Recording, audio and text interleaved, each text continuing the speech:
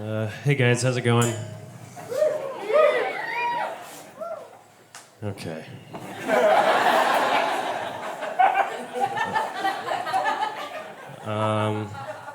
Guys, I always go to the Dollar Tree before I go to a movie because if you go to a movie theater and you spend $12 on snacks, that's like popcorn and a drink. But if you go to the Dollar Tree and you spend $12 on snacks, like you gotta be out of your fucking mind. Like,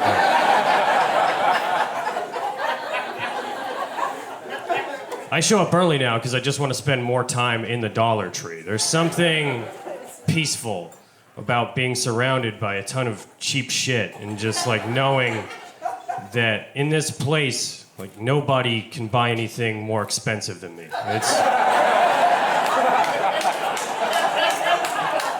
It's the only place that's like that. You know, it's an oasis from the rat race, the competition, all the bullshit. You know, like you can just leave your shame at the door in the Dollar Tree. Nobody even bothers to cover their mouth when they cough in a Dollar Tree. It's just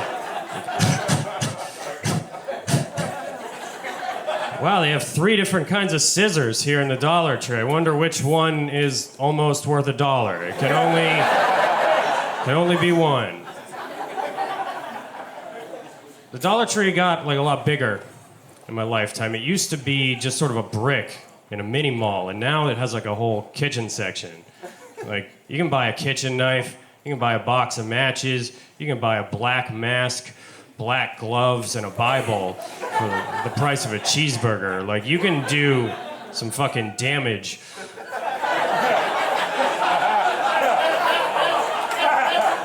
Just one trip to the Dollar Tree. Like you could walk into a Taco Bell and work there for 1 hour, quit, and take your earnings to the Dollar Tree and get famous the wrong way.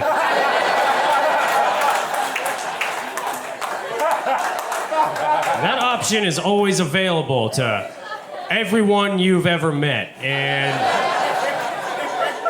somehow things haven't like totally fallen apart. Like that is that's a miracle, you know? You know what always gets my dick hard is the music of Stephen Foster. Any Stephen Foster fans in the house tonight? All right, I got one. It's okay if you don't know who Stephen Foster is. If you don't know who he is, you definitely know his music. He wrote Camptown Races. Old-timey 1800s composer, Stephen Foster. He wrote, you know that song like, Camptown ladies, sing this song, doo-dah, doo-dah, comes back immediately. That used to be the best that we could do.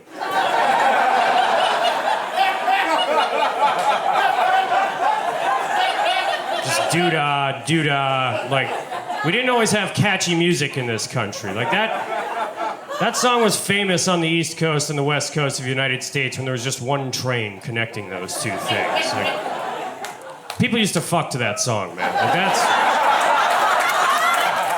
how severe, just doo-dah, doo-dah. When people heard doo-dah the first time, they were like, he's a man possessed!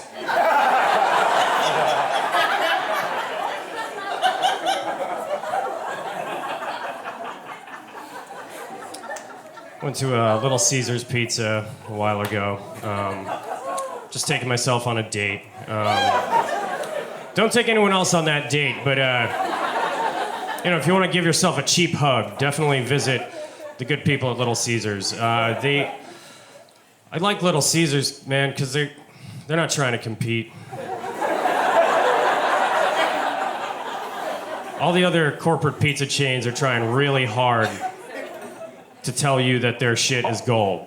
Like, they spend millions on advertising. I think Papa John's is like better ingredients, better pizza, Papa John's. And Little Caesar's just like, hey, it's just fucking pizza.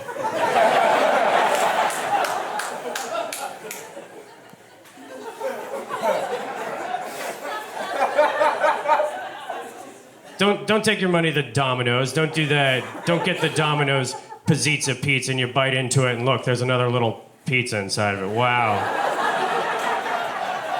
So creative. Little Caesars doesn't do any of that. Little Caesars just like, No, we're not doing that. No, I'm not gonna bring it to you. No, you come to me. You meet me here at Little Caesars. You get your pizza here, okay? But also, you can't eat it here. I don't want to see that. I don't care where you eat it. You can eat it in your car. They don't have any tables at Little Caesars. Little Caesars didn't give up on selling pizza to people. They just took the concept of giving up and blew it up into a business model. It just started kicking people out. They're like, you want a table so bad, we gave you a box, didn't we? Who's that?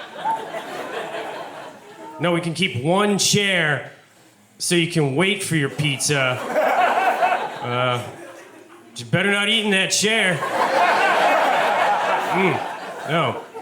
That's for who's next.